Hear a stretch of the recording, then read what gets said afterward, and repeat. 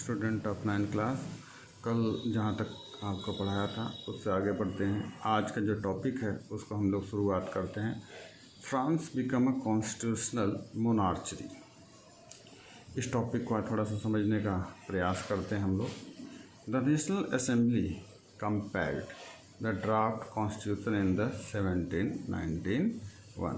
जैसा कि मैंने आपको बताया था, जो नेशनल असेंबली थी उसने कंपेल करी थी जो कॉन्स्टिट्यूशन ड्राफ्ट बना था 1791 में। इन द मेन इस कॉन्स्टिट्यूशन में मेन प्रॉब्लम ये थी कि ये राजाओं की जो शक्तियाँ थी उसको क्या कर रहा था, लिमिटेड कर दे रहा था। These powers the instead being the concern the hands of the one person. इसमें क्या था, जो शक्तियाँ थी वो केवल एक ही व्यक्ति के हाथों में आ गई थी। Were now the separate and the aggregated the different institutions. और इसके बदले उन्होंने क्या किया था, इसको अलग अलग इंस्टीट्यूशन में बांट दिया था। The legislature, executive and judiciary, ये तीन तरह से इन्होंने क्या किया था, जो शक्तियाँ थी उसको डिवाइड कर दिया था। This made the France the constitutional monarchy. और इस प्रकार से फ्रांस के अंदर जो कॉन्स्टिट्यूशनल मोनार्ची थी वो आपको देखने को मिलती है। नीचे फिगर नंबर 7 दिया गया है, इससे थोड़ा समझने का प्रयास करते हैं। ये फिगर नंबर 7 है जिसके अंदर आप देखने का प्रयास कर रहे हैं, जिसमें जुडिशरी है, एग्जीक्यूटिव है और लेजिस्लेचर है। इस प्रकार से ये नई व्यवस्था की गई थी, जिससे जो शक्तियाँ थी उसको क्या किया गया था, 3 पार्ट्स में डिवाइड कर दी गई थी बच्चों। द कॉन्स्टिट्यूशन ऑफ 1791, ये जो कॉन्स्टिट्यूशन था 1791 का, इसमें जो शक्तियाँ थी वो किसके पास आ गई थी, नेशनल असेंबली के पास आ गई थी। कि कोई भी नया कानून बनेगा तो नेशनल असेंबली के माध्यम से ही बनेगा। Which was the indirectly elected, जिसको लोग क्या क्या कर रहे थे, इनडायरेक्टली इलेक्ट कर रहे थे। This is the citizen voted for a group of electors. ये लोगों का एक ग्रुप था जिसमें वो अपने लिए क्या करते थे, एक ग्रुप के लोगों को इलेक्ट करते। Who turn the close the assembly. Not all citizens however had the right to the vote. लेकिन प्रॉब्लम ये थी कि जितने भी सिटीजन्स थे उन सभी लोगों को ये अधिकार नहीं था कि वो वोटिंग कर सके। Only man above the 25 years age who paid taxes equal at the last 3 days for the labor's wages were the given the status of activity citizens।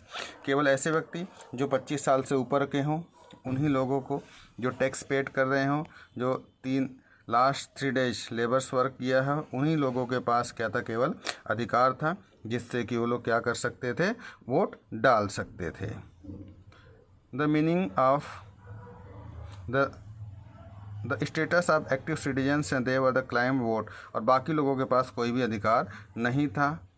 The quality of the electors that was the एम्बल of the assembly man had the bowling the buckets of the taxes. और बाकी लोगों के ऊपर tax का बोझ जो बहुत ज़्यादा था, ठीक है। तो इस प्रकार से वहाँ की जो जनता थी वो बहुत ज़्यादा परेशान चल रही थी और वो एक नए तरीके के साम्राज्य की स्थापना के उसमें लगी हुई थी। बहुत सारे ऐसे लोग थे जो बहुत कम टैक्स पे किया करते थे, और कुछ लोग ऐसे थे जिनसे बहुत अधिक मात्रा में टैक्स ज़बरदस्ती उनसे वसूला जाता था।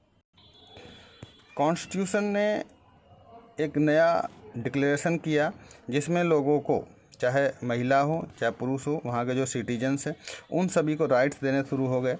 Right to life, right of speech, freedom to opinion, equally before law were establish the mutual and the imbalance right.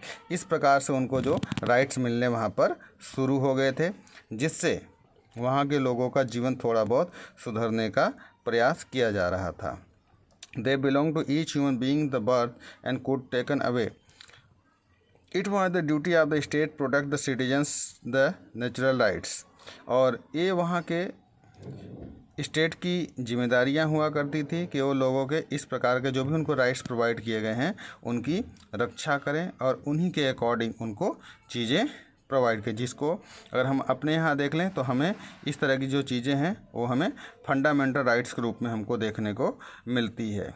उन्हीं सभी चीज़ों को देख करके हमारे यहाँ पर भी फंडामेंटल राइट्स की व्यवस्था की गई है, जिसमें हम जिस भी स्टेट में रहते हैं उस स्टेट की जिम्मेदारी होती है कि उसको वो कानूनी रूप से उसको इन्फोर्स करे, उसको लागू करवाए। यदि आपके साथ किसी भी प्रकार की कोई प्रॉब्लम होती है तो आप स्टेट के अंदर वहाँ पे कंप्लेन कर सकते हैं। आइए बच्चों, अब थोड़ा सा उस समय जो कुछ पॉलिटिकल सिंबल्स थे उन सिंबल्स को समझने का प्रयास करते हैं कि क्या था। तो सबसे पहले हम लोग देखते हैं ये चैन, ये जितने भी सिंबल्स हैं उस समय वहाँ की राजनीति में इन सभी का यूज किया जाता था। ये भी आप देख लें और इसको समझने का प्रयास करें।